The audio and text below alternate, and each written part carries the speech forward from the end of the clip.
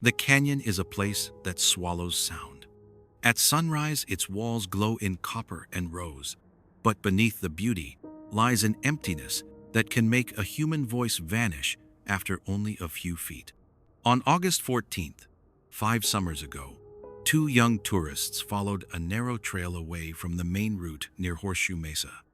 They carried water, maps, and the kind of optimism that convinces travelers the wilderness will make room for them. Their names were Marsh and Brandon Lowry. They never returned. By evening, their footprints dissolved in loose sand, and by dawn, the canyon had claimed them. For 5 years, their names existed only in missing person bulletins, their faces fixed to posters, tacked to ranger station doors, and rest stops along the Arizona highways. Families came, searched, waited, and left empty-handed. The official files were thinned to a few pages: last sighting, abandoned gear, and inconclusive tracks. Two tourists vanished in the Grand Canyon, a story folded into the long catalog of wilderness mysteries. Then, in the summer of the 5th year, a figure stumbled out of the desert, barefoot, sunburned, and draped in a torn blanket that looked more like an animal pelt. He appeared at a roadside pull-off, miles from the nearest trailhead. His skin was blistered, his beard matted, and his lips cracked with thirst. The first driver to see him said the man waved both hands slowly, as though unsure if he wanted rescue or warning. Paramedics who arrived minutes later confirmed his identity: Kyle Marsh. One of the two tourists was thought lost forever. He had survived. But his story was not one of relief. Between the fragments of fever and exhaustion, he whispered that Brandon Lowry was dead, and that the canyon was not empty after all. He spoke of people who lived in the rock, of rituals by firelight, of a captivity measured not in weeks or months but in years. The Grand Canyon has no shortage of legends. Guides tell of miners who vanished inside caverns, of explorers who carved strange symbols into the limestone walls, and of hikers who swore they heard chanting carried on the wind. Most dismiss these stories as exaggerations of heat and exhaustion. But in this case, Kyle's words triggered more than curiosity. Investigators launched a renewed search, hoping to uncover not just a body, but the truth of what had happened in those lost years. To understand the weight of Kyle's return, we need to go back to that August morning in 2018. The two travelers, both in their 20s, had arrived from out of state with permits for a multi-day trek. Their plan was simple: descend from the rim near Desert View, cross the exposed switchbacks of the Tanner Trail, and spend several nights exploring tributary paths toward the Colorado River. Their backpacks were new, their gear adequate, and their itinerary recorded in neat handwriting on the permit slip tucked into the Jeep's dashboard. Rangers later said nothing about the trip suggested recklessness. Kyle had hiking experience, Brandon less so, but together they fit the profile of ordinary tourists chasing the promise of solitude. At 7:45 a.m., a gas station camera in Cameron captured them buying water and trail mix. The footage shows Kyle adjusting his cap and Brandon joking with the cashier, the kind of careless rhythm that makes strangers appear familiar. By noon, their vehicle sat in the lot at Desert View, heat rippling off the hood. Witnesses recall seeing them tighten straps, check laces, unfold a map, and walk toward the trailhead. After that, the timeline fractures. When they did not return after 5 days, search and rescue mobilized. Helicopters scanned the drainage valleys, dogs followed faint scents before losing them in gravel washes, and volunteers traced cairns along every spur. What they found raised more questions than answers. Near Hants Creek, several miles off the marked route, rangers discovered a cooking pot balanced on stones, a shirt laid flat as if drying, and a pair of footprints leading toward the shadow of a narrow gorge. The tracks ended at Slick Rock. No further evidence emerged. The canyon is merciless with time. Heat by day, cold by night, and flash floods in late summer that erase campsites as though they never existed. After 2 weeks, the official search was suspended. Families kept looking, hiring private guides and combing maps, but eventually even their efforts ebbed. Kyle and Brandon were reduced to file numbers, one more entry in a ledger already thick with unanswered stories. Yet, through those 5 silent years, rumors persisted. Hikers spoke of seeing faint campfire smoke where no trails existed, of hearing voices echo against cliffs long after dusk, and of stumbling across carvings on canyon walls not marked in any ranger records. Most reports were dismissed, but when Kyle Marsh emerged in 2023, some of those stories were suddenly revisited with sharper focus. He was hospitalized for dehydration and severe malnutrition. Doctors recorded lash scars across his wrists and ankles, burns on his shoulders, and a series of shallow tattoos etched with charcoal into his skin. The symbols did not match known tribal markings. To investigators, they suggested ritual or initiation. When asked about them, Kyle said only that they were proof of belonging. What did he mean? Was this the testimony of a man delusional from years in isolation, or evidence of an enclave hidden deep in the canyons? In his first recorded statement, Kyle spoke slowly, pausing often, eyes fixed on a corner of the room. He said they had been taken at night, ambushed after making camp. Figures emerged from the shadows, faces painted, carrying stone tools sharpened like knives. Brandon resisted and was dragged away. Kyle never saw him alive again. He claimed he was kept in caves, moved between chambers, and forced to perform rituals he barely understood. He said there was a leader, an elder with a voice like gravel, who told him the canyon was eternal, and that outsiders were offerings to its silence. Investigators were cautious. Trauma can bend memory. Years in captivity, if true, could distort detail beyond recognition. Yet the physical evidence on Kyle's body could not be ignored. His survival itself was a question. How had he endured half a decade in one of the most inhospitable environments in North America, without contact, without being seen, and without leaving a trace? The canyon offers no easy answers, but Kyle's return forced open a mystery that officials had quietly closed. What began as a missing persons case now edged into something darker, a suggestion that the canyon did not merely consume hikers by accident, but that some disappearances might be the work of human hands. This is where the story begins. 2 tourists vanished into the Grand Canyon. 5 years later, Kyle Marsh returned with a secret darker than the depths of the canyon itself.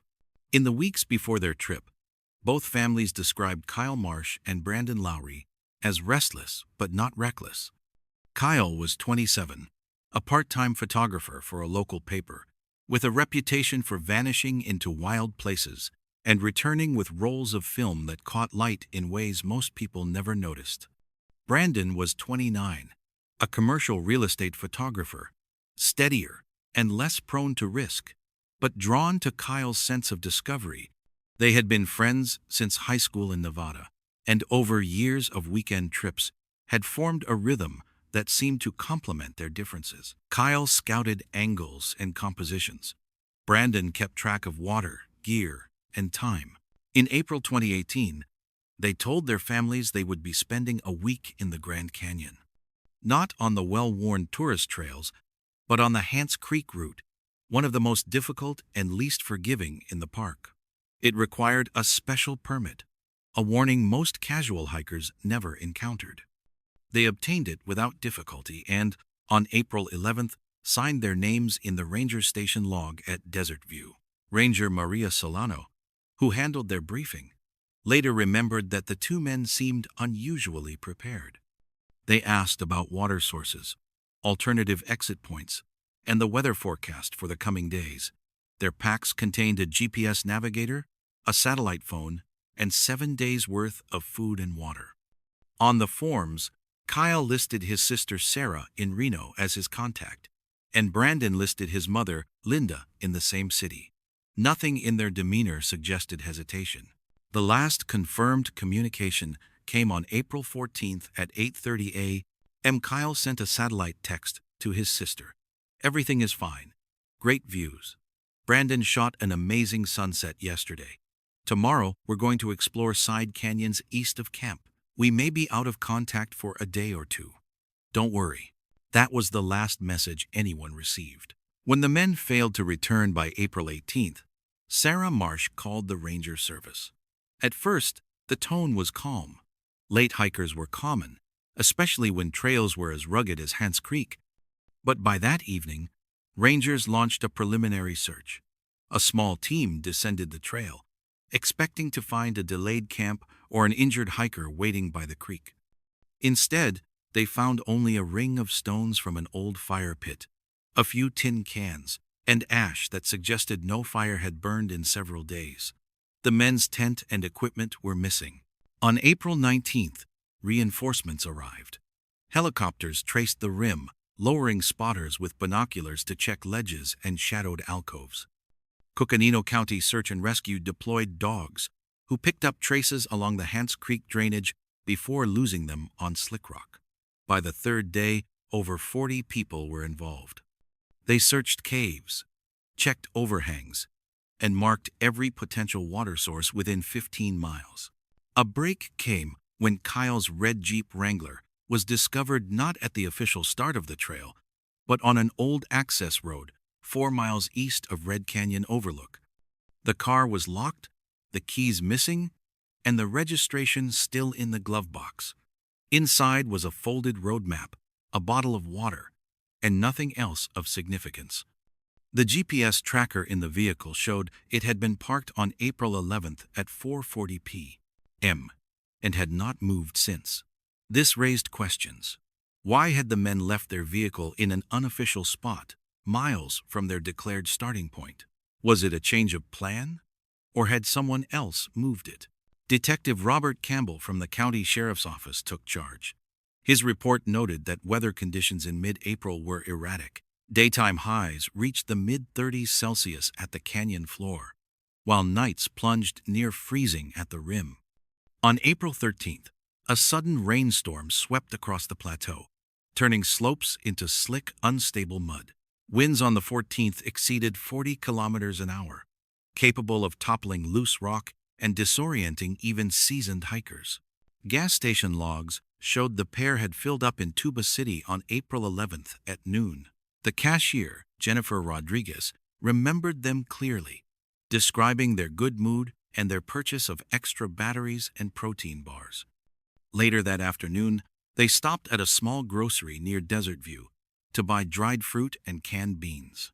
A clerk, Mike Torres, told investigators the men took their time, weighing each item against the limits of their packs. His description reinforced the impression that these were careful, methodical hikers, not careless wanderers. Private investigator David Stone, hired by the families, conducted his own inquiries that May, a former FBI agent. Stone had built a reputation on difficult wilderness cases. He retraced the route, spoke to every ranger and tourist recorded in the logbook that week, and mapped potential detours. A family from California, James and Barbara Miller, reported seeing 2 men with camera gear on April 12th near the lower switchbacks, but could not confirm their identities. Ranger Thomas Wilson, who patrolled the eastern canyons, said he saw no one after April 11th. Stone's conclusion: if Kyle and Brandon had stayed on their stated route, they should have left more trace. Their absence suggested a deviation, whether voluntary or forced. He could not determine. By the end of April, the official search was scaled back. Dozens of helicopter hours, miles of boot tracks, and thousands of scanned photographs had produced no result. The canyon had erased them. The families did not accept this. Sarah Marsh told reporters that her brother was too resourceful to die quietly in a canyon he had studied for years. Brandon's parents stood outside their son's house in Reno, handing out flyers with his picture, refusing to declare him dead. Insurance companies denied claims, citing lack of evidence. Lawyers argued in court that no one could survive 5 days without supplies in the canyon, and that by law, absence could mean death. Judges hesitated. The case slipped into limbo, officially unsolved, unofficially presumed fatal. But the silence of those 5 years carried its own weight. The canyon was not empty of danger. Other hikers stumbled, broke legs, fell into crevices, or drowned in flash floods.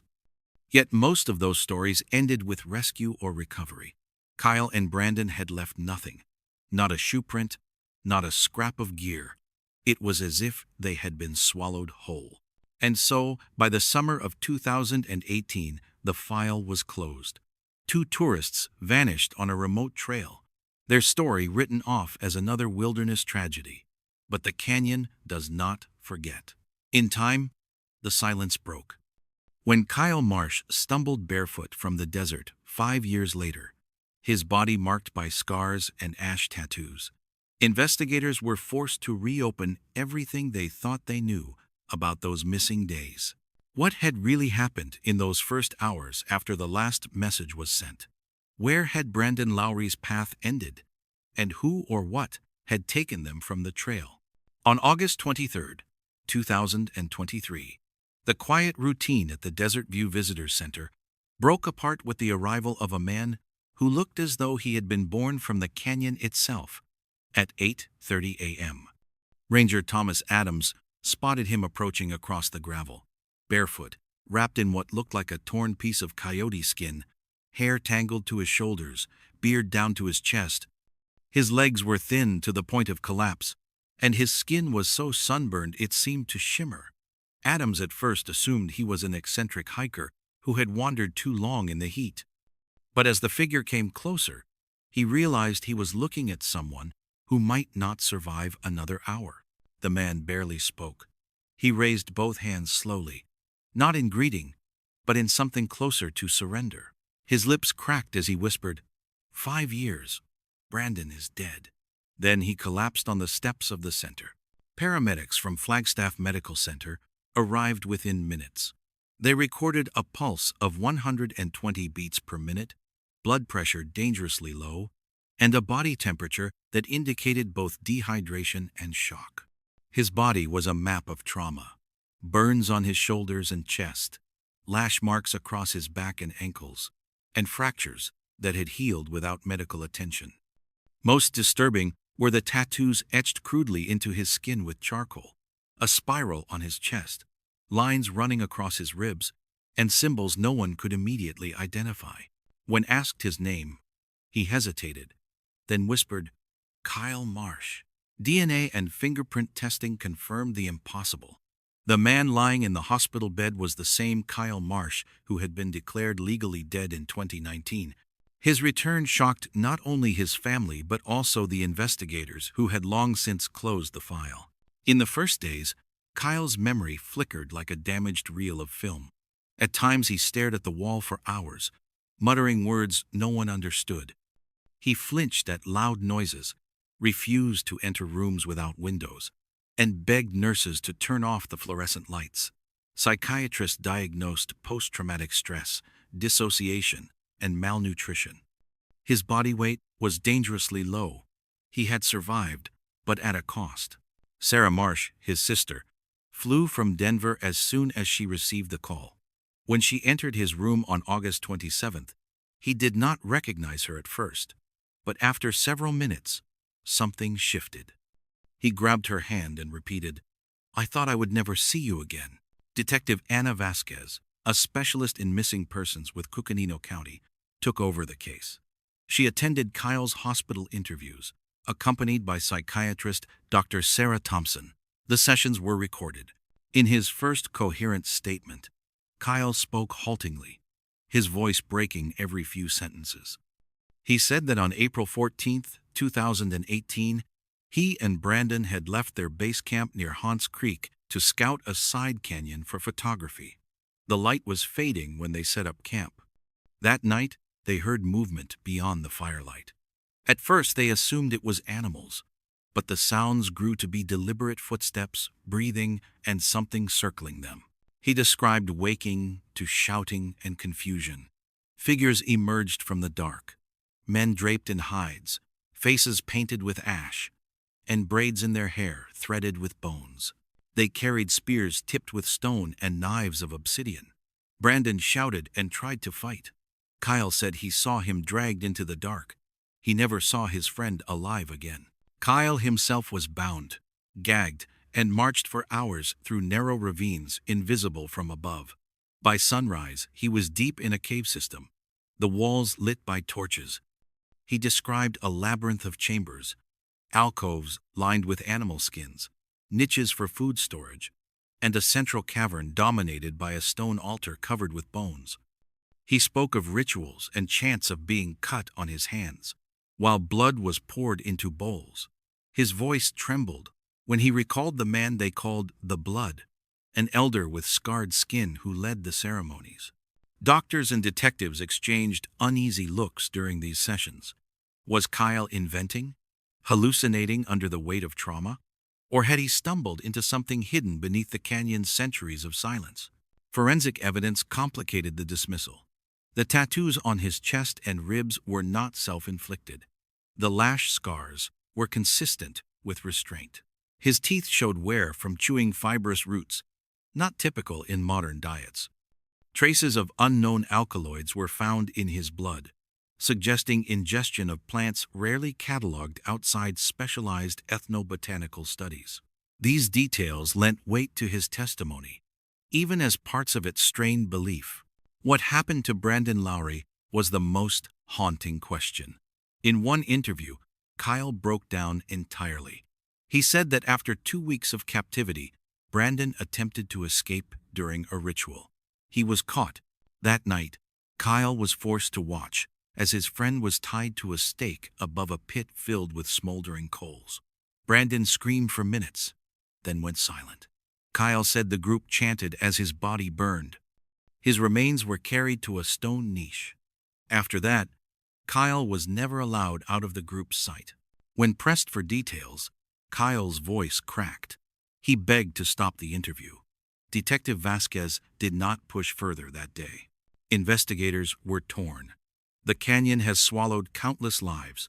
Falls, floods, heat, and dehydration explain most tragedies. But Kyle's body bore marks that could not be explained by accident. His scars, his malnourished frame, and his tattoos, each piece suggested long-term captivity. And his story aligned with scattered reports across decades. Hikers who swore they saw firelight where no camp should be, or who heard chanting carried by wind through the walls. In early September 2023, a joint task force was assembled. Detectives, FBI agents, anthropologists from Northern Arizona University, and veteran rangers entered the canyon with Kyle's fragmented maps and his descriptions of the caves. For a week, they scoured side canyons near Hance Creek. At first, the effort seemed futile.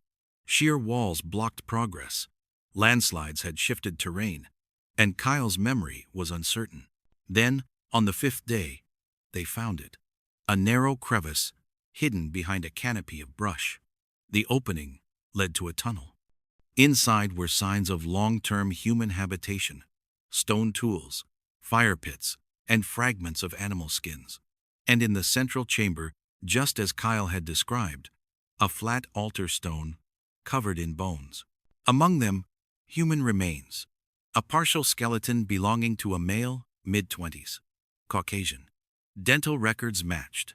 The bones belonged to Brandon Lowry. The cave walls carried drawings in ochre and charcoal, animals, hunters, and rituals. Some dated back a century, but others were smudged. The vivid ones were no more than a few years old. The investigators lingered for days, collecting evidence, but the caves were empty. Whoever had lived there was gone. No fresh prints, no discarded clothing, no living figures. Just fire pits cooled to ash, and silence deeper than stone. For the first time in 5 years, the fate of Brandon Lowry was confirmed. But the identity of his captors, and how they could have lived in the canyon unseen, remained a mystery.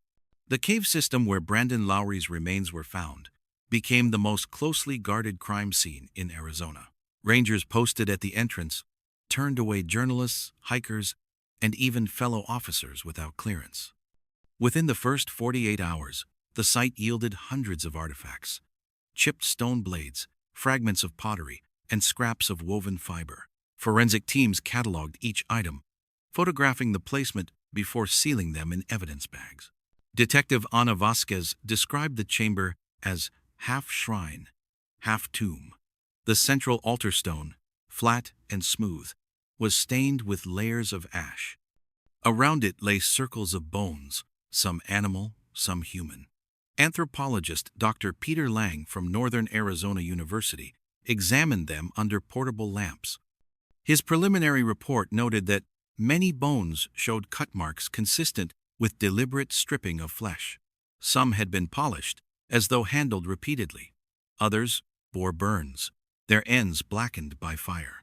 Near the altar, investigators found a pile of stones carefully arranged in a circle. At the center was a charred wooden post. Forensic analysis later confirmed traces of human tissue fused into the ash at its base. This supported Kyle's claim about Brandon's final moments, but it was the drawings on the walls that gripped the team. In one alcove, ochre lines depicted figures in headdresses surrounding a prone body. In another, spirals radiated outward from a dark, jagged form resembling the canyon itself. Some drawings were faded, blurred with time. Others looked fresh, the pigments bright against the limestone, as if painted only months before. To Dr. Lang, the art suggested continuity. He proposed that an isolated group had occupied these caves intermittently for decades, perhaps even longer. Survivalists, hermits, or descendants of early settlers who had cut themselves off from the outside world. The notion was unsettling, but it fit the evidence. The cave network extended for nearly half a mile, twisting into side passages and vertical shafts.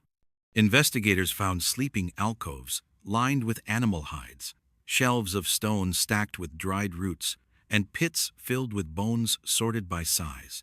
In one chamber, they discovered a pile of personal belongings, torn backpacks, fragments of clothing, water bottles, and even a cracked pair of sunglasses. Some items were clearly years old. Others looked more recent. When photographed, one of the backpacks was identified as belonging to a hiker who had vanished in 2016. His disappearance had been attributed to heat exhaustion. Now his belongings suggested he, too, had crossed paths with whoever lived here. The discovery transformed the case from an isolated tragedy into the possibility of a serial pattern. The FBI widened its scope. Agents combed through decades of missing persons reports from the Grand Canyon, cross-referencing them with the artifacts.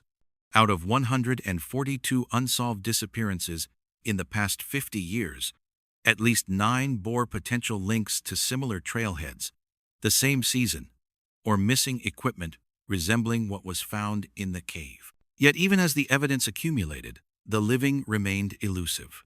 No footprints outside the cave, no recent food stores, no human waste. Whoever had been there was gone. The question was how recently. On September 19th, investigators returned with cadaver dogs. One dog alerted near a side shaft. Rope teams descended 30 feet and discovered another chamber. Inside lay more bones, at least 3 individuals, partially buried under loose rock. A forensic sweep revealed a mix of ages, one male in his 40s, one female in her 20s, and a juvenile estimated to be 12 or 13. No identification could be made at the scene. The bones were shipped to the state lab for DNA testing. News of the find leaked despite strict controls. Headlines blared. Canyon cult suspected. Hidden tribe of the Grand Canyon. And survivor tells of ritual sacrifice. Officials scrambled to calm speculation. At a press conference, Sheriff Daniel Holt insisted there was no evidence of an ongoing threat to tourists. But his words rang hollow when paired with the images of evidence crates carried from the cave under floodlights. Behind closed doors, the task force pressed Kyle for more details. He sat hunched in a chair, his wrists still raw from healed scars. Asked to retrace the caves, he closed his eyes and drew shaky maps from memory. He spoke of chants that echoed in his dreams, of a figure with tattooed arms who carried a staff wrapped in snakeskin. He remembered being forced to drink from a bowl that made him hallucinate shapes in the rock. He remembered most vividly the sound of drums, hollow and slow, reverberating through stone like a second heartbeat. The more he spoke, the more investigators debated how much was memory and how much was the product of trauma and starvation. But too many of his details matched what the team had seen: the altar, the post, the spirals on the wall. He had not invented these things. He had endured them. In October, DNA results returned on the bones from the side chamber. They matched 3 missing persons cases from different years: a father and daughter from 2009 and a woman from 2013. None had ever been linked until now. The canyon, it seemed, had concealed more than accidents. As evidence grew, so did unease. If an organized group had lived here for years, where were they now? Did they disperse deeper into the labyrinth of side canyons? Or had they abandoned the caves once Kyle escaped? Rangers patrolled dozens of miles, finding only abandoned fire pits and footprints too weathered to date. Helicopters scanned the cliffs for hidden entrances. Nothing. Then, on October 14th, a ranger discovered something that chilled even the most hardened investigators. At a lookout 3 miles east of the caves, a flat stone bore fresh carvings. Crude letters etched into the surface spelled a single phrase: "We are the canyon." The inscription was surrounded by spirals identical to those tattooed onto Kyle's chest. The message was unmistakable. Whoever had occupied the caves was not gone. They were watching. Detective Vasquez reviewed the timeline again. 2 men vanished in 2018. 1 returned 5 years later, broken, but alive. His companion's remains were confirmed. A cave system revealed evidence of multiple victims across decades, and now signs suggested the perpetrators were still active. The canyon, once a silent backdrop for tragedy, had become something else: a stage for human cruelty, ritual, and survival twisted into secrecy. The task force realized they were not merely documenting history. They were hunting ghosts who still breathed. The search would intensify, but the canyon's vastness was on their side. Every cave could be a door, every shadow a blind. The very immensity that swallowed Kyle and Brandon once before now threatened to conceal their captors forever. And so investigators pressed deeper, following maps scrawled in fever dreams, guided by fragments of bone and ash, searching not just for answers, but for the presence of those who claimed the canyon as their own.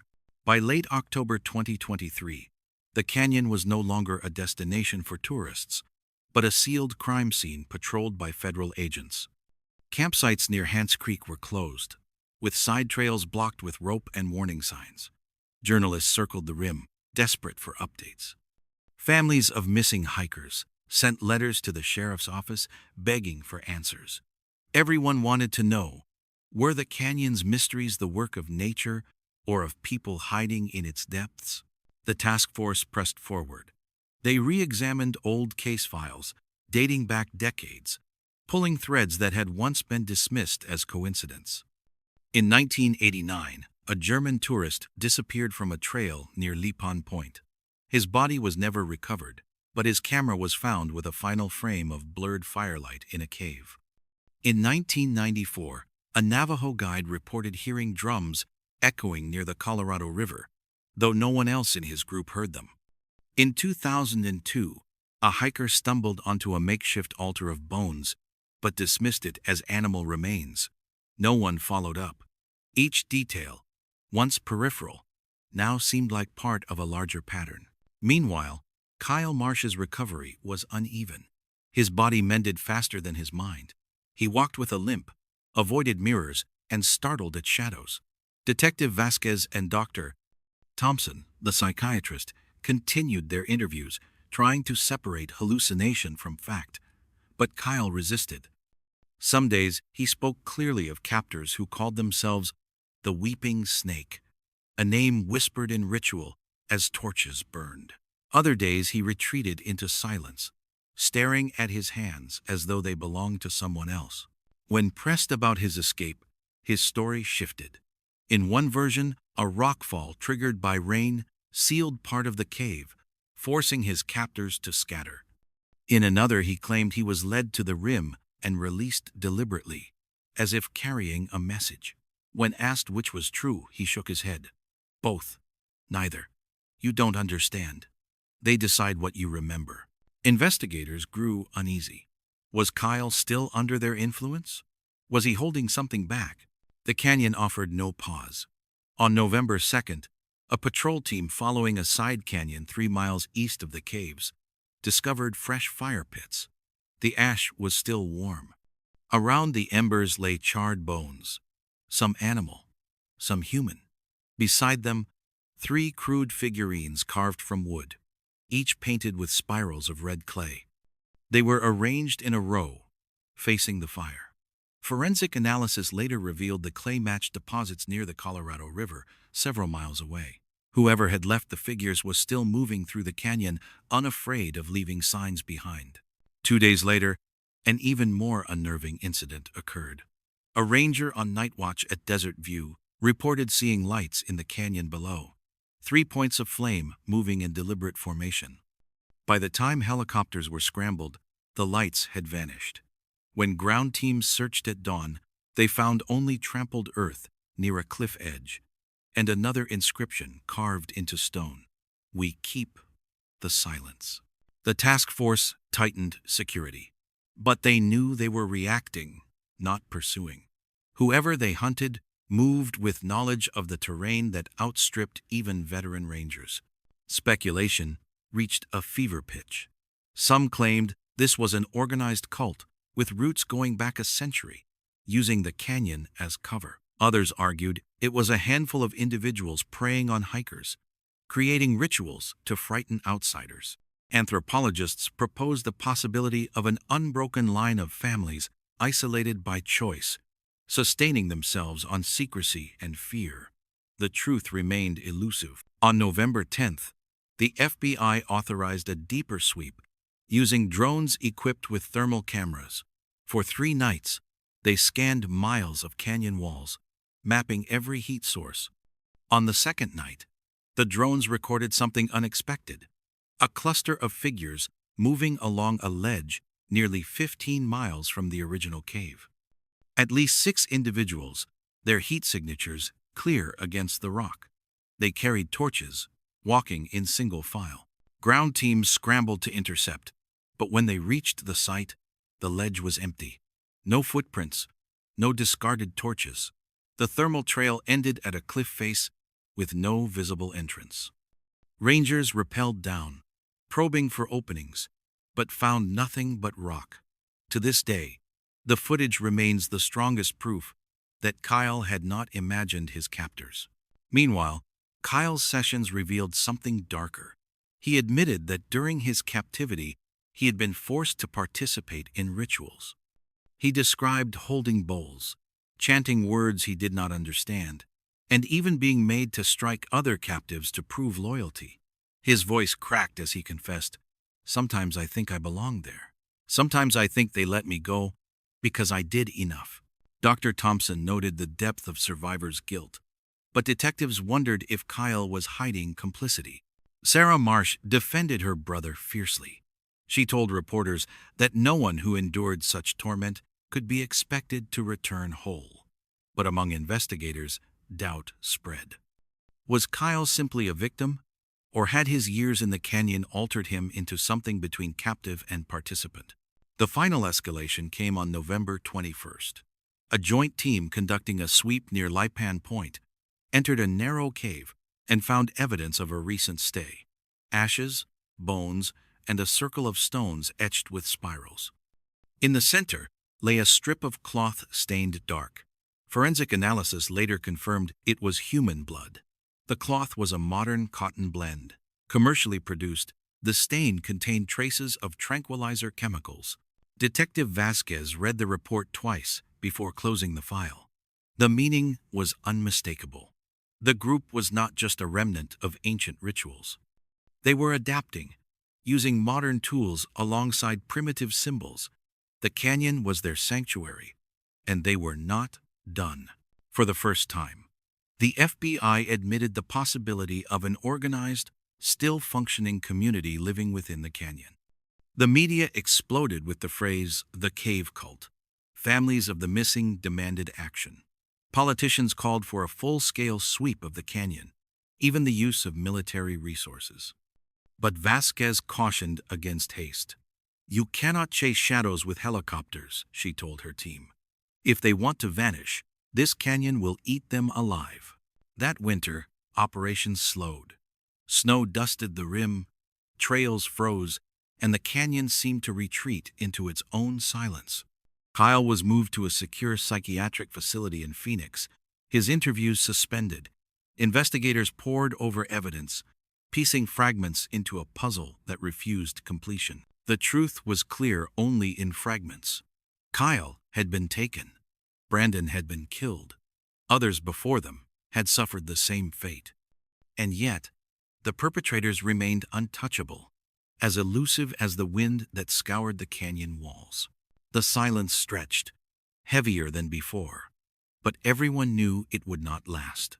By early spring of 2024, the official search had wound down. Federal agents withdrew from the rim, roadblocks disappeared, and the park reopened to tourists who seemed determined to pretend nothing had happened.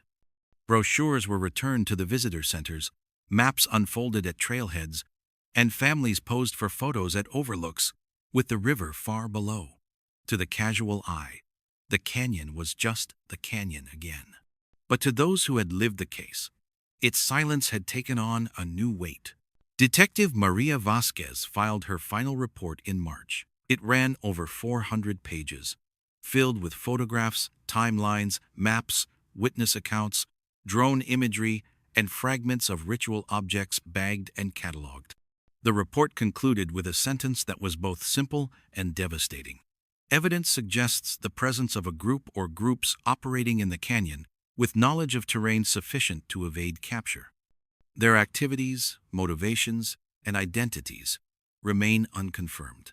In other words, the file closed with no names, no arrests, and no verdict, only shadows. For Kyle Marsh, the year had been a series of long corridors, each lined with questions he could not fully answer. By summer, he had been transferred out of psychiatric care and placed under protective supervision.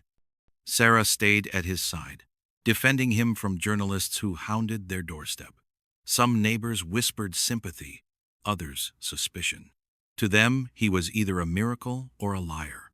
Kyle gave no interviews. He walked the edges of town at night, thin as a wire, muttering as though continuing conversations no one else could hear. The family of Brandon Lowry received only a few boxes. Fragments of bone confirmed by DNA, a shredded piece of his backpack, and a watch stopped at 2:17. His parents held a memorial overlooking the Arkansas River. They asked that Kyle not attend. "We can't mourn with him standing there," Brandon's mother said quietly. The fracture between the families was complete. Meanwhile, whispers persisted in the canyon.